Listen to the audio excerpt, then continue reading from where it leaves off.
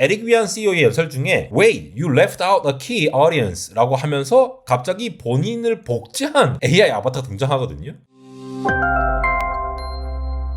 네, 여러분 반갑습니다. 에러입니다. 여러분에게 줌이라는 회사는 어떤 회사입니까? 아마 코로나 팬데믹 시절에 재택근무와 원격 수업을 가능하게 해준 그런 화상회의 툴, 그때 굉장히 많이 사용했잖아요. 이런 걸로 기억을 하실 텐데 2025년도가 되면서 줌 역시도 AI라는 강력한 두뇌를 이식해서 완전히 다른 존재로 거듭나고 있습니다. 결국 화상회의를 하고 소통을 하는 창구가 되다 보니까 우리의 일을 대신 예측하고 실행하는 업무의 조종실 같은 그러한 변화를 추진하고 있는데요. 이 줌의 연례 행사인 줌토피아 제가 초대를 받았습니다. 지금 보시다시피 안대공학님께 해가지고 줌토피아 에이펙 2025에 안대공학님을 단독 콘텐츠 크리에이터로 초대하게 되어 기쁩니다. 저도 기뻐요. 이번에 행사를 겪으면서 제가 느꼈던 것이 이게 모든 것들이 AI가 접목되면서 기존에 있던 플랫폼 강자, 줌과 같은 경우에는 화상회의 플랫폼의 강자잖아요. 이런 것들 토대로 해서 AI로 좀 더 강력하게 만들면서 기존 고객들과 많은 사람들을 이끌어들일 수 있겠구나라는 것들도 느꼈고, 이게 우리가 B2C 시장 말고도 B2B 시장에서 굉장히 많이 퍼지고 있다는 걸 느꼈거든요. 그래서 오늘 이런 것들을 한번 살펴보면서 지금 이 세상이 AI를 토대로 그리고 화상회의라는 것을 넘어서서 하나의 생활 업무 플랫폼으로서 줌이 어떻게 발전되는 건지를 볼 건데요. 여기 보시다시피 지금 등록하기 들어가서 9월 18일에 생중계되는 줌토피아 에이펙에 참여를 하게 되었습니다. 굉장히 많은 분들이 연사로 나와주셨는데 어떤 내용들이 다루어졌는지 한번 살펴볼 거고요. 처음에 오프닝 때부터 이제 CEO 키노트가 있었는데 에릭 위안 CEO의 연설 중에 Wait, you left out a key audience 라고 하면서 갑자기 본인을 복제한 AI 아바타가 등장하거든요. 근데 그냥 저게 아바타라는 생각이 안 들 정도로 완전히 똑같은 아바타를 등장을 시킵니다.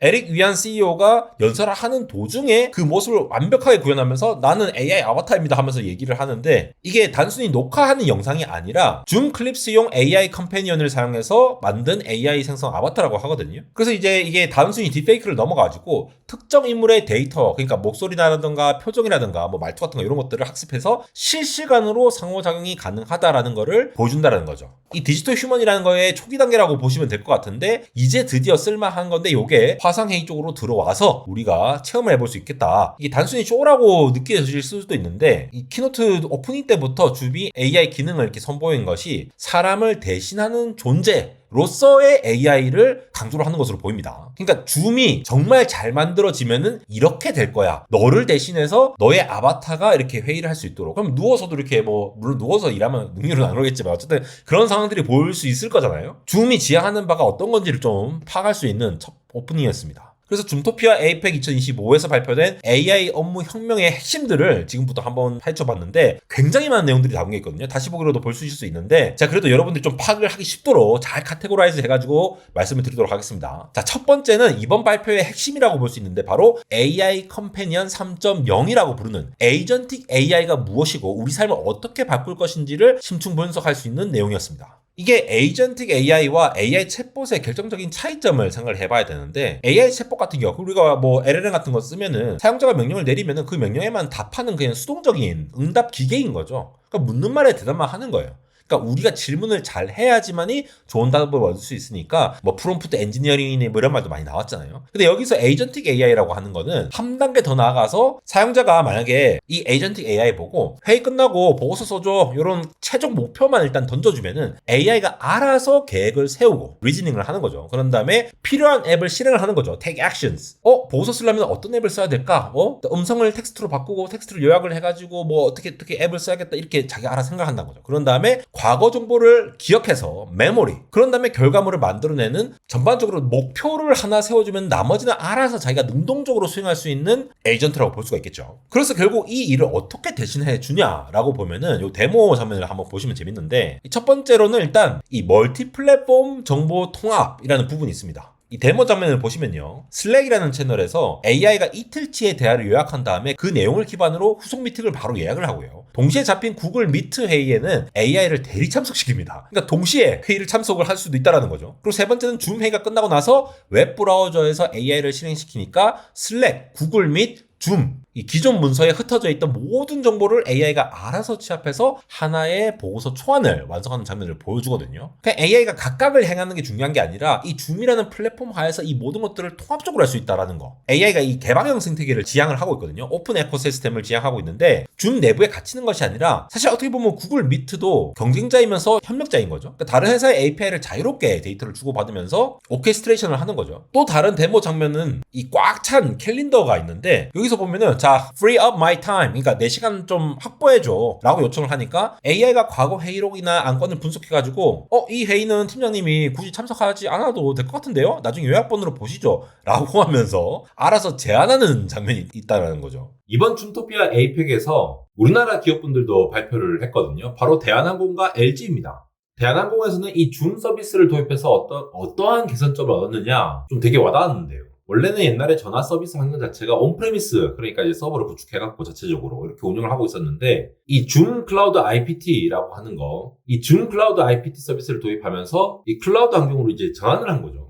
근데 이제 공항처럼 직원들이 굉장히 활동이 많은 공간에서는 특히나 이게 소프트폰을 사용해서 회사 전화를 좀 편리하게 이용을 할 수가 있었고, 또 줌 컨택트 센터라고 이 사내 서비스 센터 외에 해외 지점에 고객 콜 처리에도 활용되어가지고 콜센터에 버금가는 기능을 이 지점에서 사용할 수 있어서 상담원들의 만족도가 굉장히 높아졌다고 합니다. 전반적으로 이게 20%의 비용 절감 효과를 보였다고 하는데, 실제로 사용을 하는 사람들이 이 IP폰 기반으로 사용을 하다가 이 소프트폰 기반으로 전환할 수 있는 여지를 만들어줬다는 게 가장 큰 장점이라고 하거든요. 거기다가 LG전자 같은 경우에는 이 차량 플랫폼에 웹OS 콘텐츠를 탑재해서 일상적으로 굉장히 필수적인 앱들, 그리고 자주 사용하는 서비스를 제공하려고 이렇게 하려고 하는데, 자동차에 이제 줌이 이게 통합이 되면서 자동차가 내 업무 공간이 되어버리는 거예요. 이동 중에도 생산적인 활동을 할 수 있다라고 이해를 할 수가 있고, 이게 다 원격으로 뭔가 기능을 다 지원을 할 수 있는 플랫폼이 되니까 하는 거죠. 특히 줌 같은 경우에는 이제 모바일도 다 지원을 하니까 이동 중에도 이제 뭐 많이 하는 경우가 이제는 일상이 되어버렸잖아요. 거기다가 AI 기능이 들어오면서 회의록 정리하는 것들, 이런 것들도 뭐 이제 자동화 되는 것도 되고, 특히 AI 기능 같은 경우에는 택시 안에 있을 때라고 하더라도 모든 것들이 싹 다 정리가 되니까 실제로 이 업무하면서 체감할 수 있는 어떤 변화라고 볼 수가 있는 것이 되겠습니다. 그러니까 이게 그냥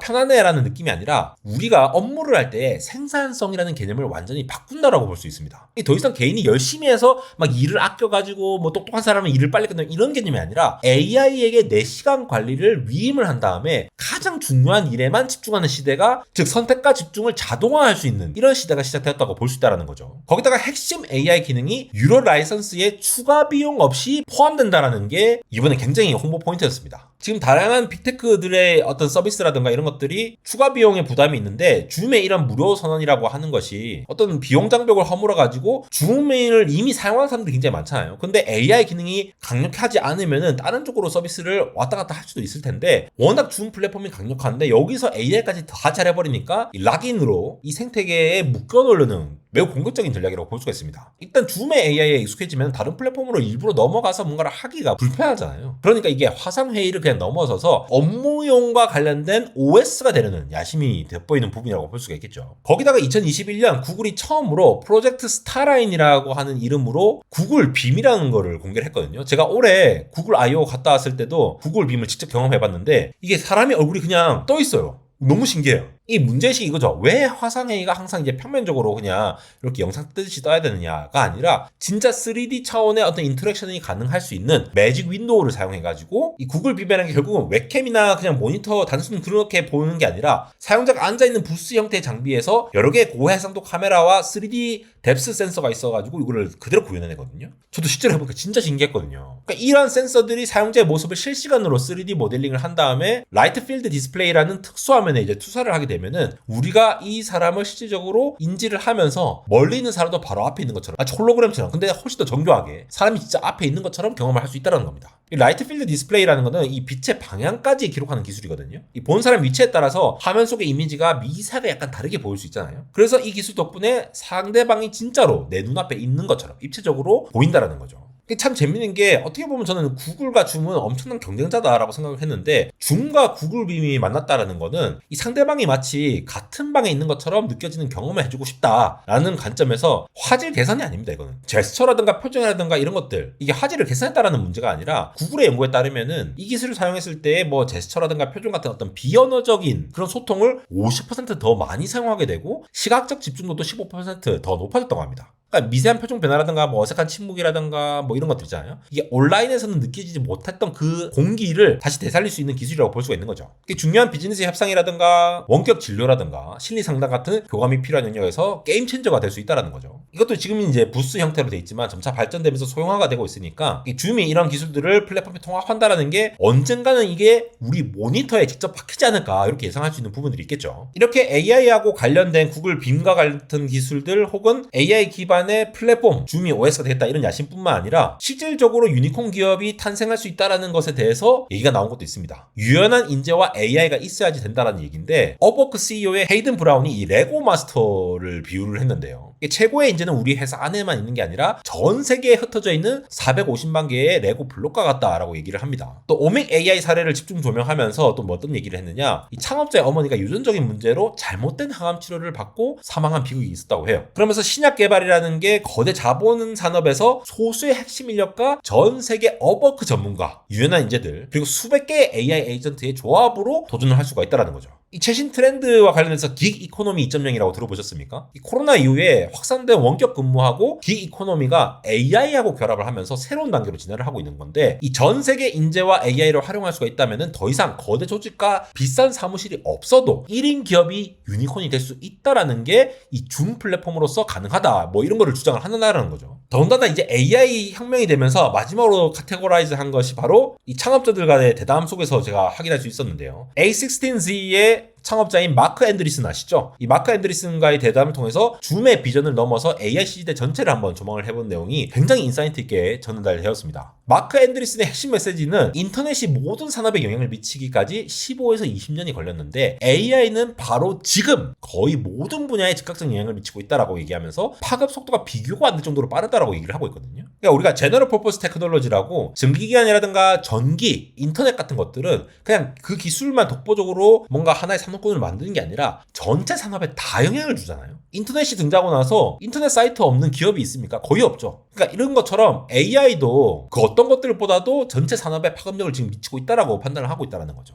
거기다가 AI와 협업하는 능력에 대해서도 얘기가 나왔는데, 이 창업자 같은 경우에는 이 아들이 코딩을 직접 하긴 하는데 막히면은 AI한테 디버깅 시킨다고 합니다. 그러면서 뭐라고 얘기하냐, 아빠 코드는 내가 다 짰어요, AI는 그냥 디버깅만 도와줬을 뿐이에요, 이렇게 얘기를 한다고 하더라고요. 그러니까 우리가 코딩을 하던 시절과 뭔가 패러다임이 바뀐 거 같지 않습니까? 결국 AI라는 강력한 도구를 어떻게 활용하고 협업해서 문제를 해결할 수 있느냐가 앞으로 교육의 미래까지도 결정할 수 있다는 거죠. 그러면서 줌의 최종 목표는 디지털 트윈이다 라고 하는 얘기도 나오는데, 에릭 위안이 제시한 디지털 트윈이라는 비전을 다시 한번 살펴보면은, 원래 이 디지털 트윈이라고 하는 거는 보잉이라든가 뭐 G라든가 이런 제조업에서 제트 엔진이나 공장 설비를 가상 공간에 그대로 복제해 시뮬레이션 하던 기술이죠. 근데 줌이라는 건 이거를 개인한테 적용한 거예요. 나의 모든 업무 스타일이라든가 난리지라든가 말투, 선호도 이런 것들을 학습해가지고 나의 AI 복제 인간을 만든다라는 거죠. 이렇게 되면은 디지털 트윈이 나를 대신해서 출장 예약을 하고 복잡한 회의 스케줄을 조율하고 심지어 내가 불참한 회의에 대신 참석해서 내용을 요약해주는 미래를 구체적으로 묘사를 한다는 거죠. 네, 오늘 제가 리뷰해드린 내용은 줌토피아 키노트의 핵심적인 내용이었습니다. 줌이 꿈꾸는 AI 업무 혁명이라는 것, 그리고 디지털 트윈의 미래가 얼마나 가까이 왔는지 체감을 할 수가 있었는데요. 근데 이게 끝이 아닙니다. 키노트 이후에는 각 분야의 전문가들을 위해서 7개의 심층 브레이크아웃 세션이 1시간 동안 추가로 진행이 됐는데요. 어떤 내용들이 다뤄졌는지 간략하게만 소개를 해드리면, 첫 번째는 CX 리더를 위한 세션입니다. AI를 활용해서 CX, 그러니까 고객 경험을 혁신하는 최신 전략들이 공개가 됐고요. 두 번째, 소규모 비즈니스를 운영하는 경영진과 리더를 위한 세션이고요. 교육이나 의료 같은 다양한 산업별 줌 활용 사례도 확인할 수 있습니다. 줌의 개방형 아키텍처로 더 스마트한 워크플로우를 구축하는 방법도 확인할 수가 있으시고, 개인 줌 사용 유저를 위한 세션, 대규모의 시스템 운영을 담당하는 IT 관리자를 위한 세션도 준비되어 있습니다. 그리고 마지막은 마케팅, HR 같은 경영 지원팀이나 세일즈 관련 업무를 하시는 분들이 참고하시면 좋은 세션도 있는데요. 대규모 온라인 이벤트라던가 교육 세션을 운영하는 팁, 줌으로 영업 코칭을 받고 거래를 가속화하는 법 등을 확인할 수가 있습니다. 이런 전문적인 세션들을 포함해서 줌토피아 에이펙의 모든 영상들은 행사 종료 후에 온디맨드 링크로 제공이 됩니다. 영상 하단 설명란과 고정 댓글을 통해서 공유를 해드릴 테니까 오늘 내용이 관심이 생기셨다면 꼭 한번 확인해 보시기 바랍니다. 그리고 온라인을 넘어서 직접 줌의 혁신을 체험하고 싶으신 분들을 위한 마지막 소식이 있습니다. 바로 오는 10월 28일 줌 익스피리언스 데이가 오프라인으로 개최가 되는데요. 오늘 발표된 에이전트 AI와 같은 신기술들을 직접 시연해보고 국내 전문가들과 네트워킹할 수 있는 자리라고 하는데, 오늘 영상 보시고 이건 직접 봐야겠다 싶으신 분들은 지금 화면에 보이는 QR코드를 통해서 사전 등록 정보를 확인해 보시기 바랍니다. 지금까지 에러였습니다.